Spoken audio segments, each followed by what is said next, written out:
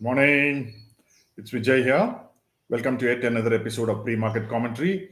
Yesterday was relatively a dull day. A lot of people panicked because the market is not going up, and it has happened 2 days in succession. Monday and Tuesday, people thought the market will go up, but it has not gone up. So even the veterans have started wondering as to whether we should panic. So for them and for a lot of people in the market, there are only three phases. One is buying market, selling market, and one is panicking market. Yesterday was such case where even the veterans panicked, saying, "Why is the market not going up? Will it collapse or something like that?" So just simple thing one should understand is markets don't go up every day. Markets don't come down every day. There is something called a consolidation phase. We are going through such a consolidation phase. If you have traded for enough time in the market and have patience, you will notice that consolidation phase comes more often than not. It occurs when a trend has happened and it is now taking rest. It is not tired. People think it is tired. So you can make out a tired trend when it has suddenly gone up for a very short time and then the volume drops off. That is one way of finding out this one. But in my opinion, this is a consolidation phase. I will tell you why.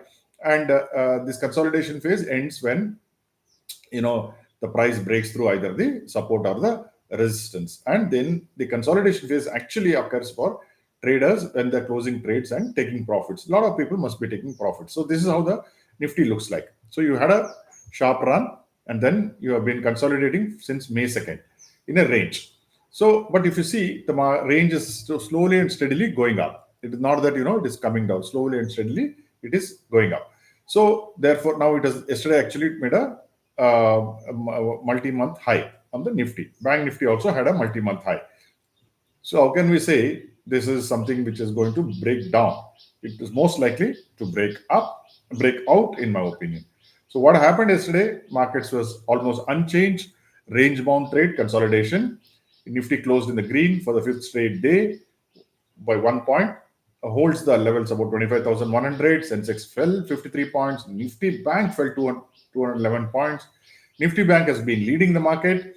Now people look at big Bank Nifty and say, "Oh my God, now the Bank Nifty is will lead the market downwards because the Bank Nifty has come down."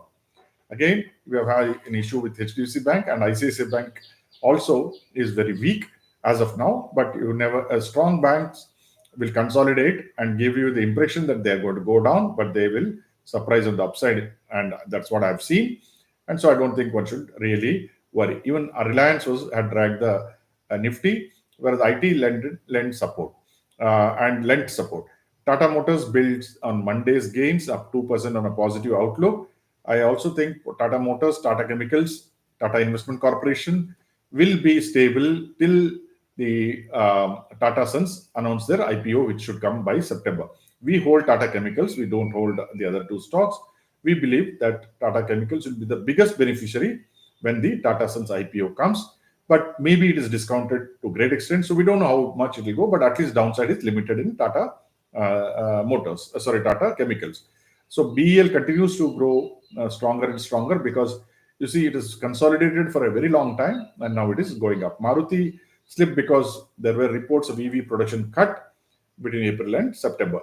RBL Bank, Indian Bank, and Westlife Food saw profit booking slipped 4% each. RBL Bank generally is a very volatile stock.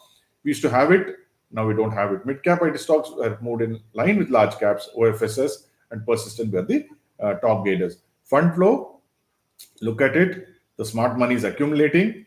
So no smart money worth its salt would want the market to shoot up when they're buying.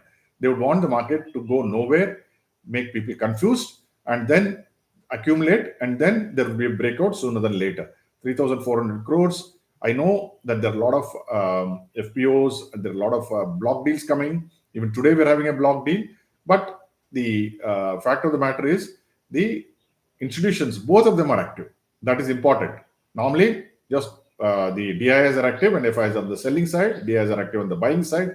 But today or yesterday, both of them are active. Dow Jones, volatility, closed flat. S&P flat. Nasdaq not flat. Actually, Dow Jones closed a little bit higher. This is a little dated one. It is about 7 o'clock thing. But finally, Dow closed about 100 points up. Nasdaq also closed 100 points up. And S&P closed about 20 points and order. Commodities, Brent came down slightly.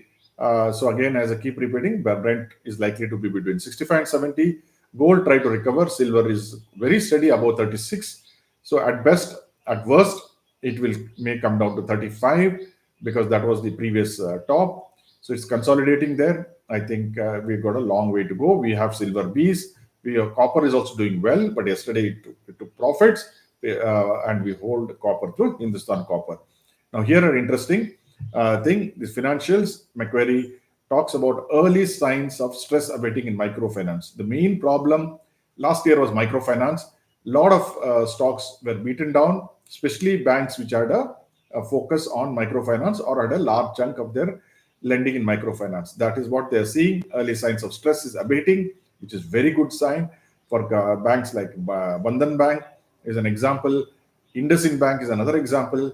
And of course, the MFI, the microfinance institutions, the companies which are separate from banks. So they are expecting the delinquencies to come down in FY26. And then now MFI stress has moved to other loan categories like auto loans and business loans. So that is a problem there. So auto sector should be under pressure in this next few months, is my opinion. And Tamil Nadu and Karnataka, which is big for a lot of microfinance companies, the stress is coming down. Now, this is where the important slide is. On main mutual fund data, from February, the big guys, the mutual fund executive directors and the fund senior fund managers have been scaring the crowd to get out of the market, get out of mutual funds. Finally, the investors seem to have listened in May, and they have sold. Mainly, they've sold large caps mutual funds. SIPs were stable. So the guys must have panicked because of the Indo-Pak skirmishes on the border. For the first 15 days, there was some confusion. So the first 15 days, I suspect a lot of people would have taken off money. We also mentioned it when institutions buying, then who was selling to them? There must be the other guys and some other guys who are also the mutual funds also were selling in some point of time at higher levels. So this is the equity lump sum net outflows at 1,200 crores. The first fall since July 2023. Normally, at the bottom, the mutual funds net outflows will be higher. At the top, mutual fund net flows are inflows will be higher. So here we are seeing a net outflow. So May numbers could be taken as a very good support level, maybe lower levels. So today we're having another block deal through Aditya Birla Capital. They're coming about 856 crores. I think it should get absorbed because more than 5,000 crores per day, things have got absorbed. So I don't see any reason here. So what would I do? I would say, don't worry too much.